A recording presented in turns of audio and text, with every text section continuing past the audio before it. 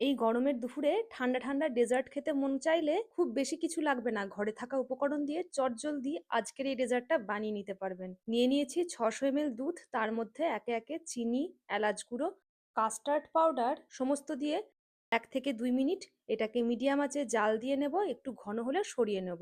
White bread নিয়ে নিয়েছি 9 থেকে 10টা, সাইডের ব্রাউন অংশটা বাদ দিয়ে দিয়ে একটা ট্রের মধ্যে ব্রেডগুলো সাজিয়ে নেব, তার উপরে কাস্টার্ড দুধ, তার উপরে আবার ব্রেডের টুকরো, এরকম করে সাজিয়ে নেওয়ার পর ফ্রিজে এটাকে রেখে দিন 2 থেকে 3 ঘন্টা।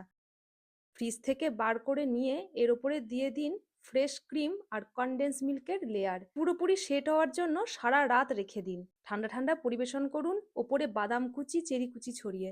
দারুণ লাগবে কিন্তু খেতে। তাহলে আর দেরি কিসের, তাড়াতাড়ি বানিয়ে নিন বাড়িতে এই আরবিয়ান ডেজার্ট।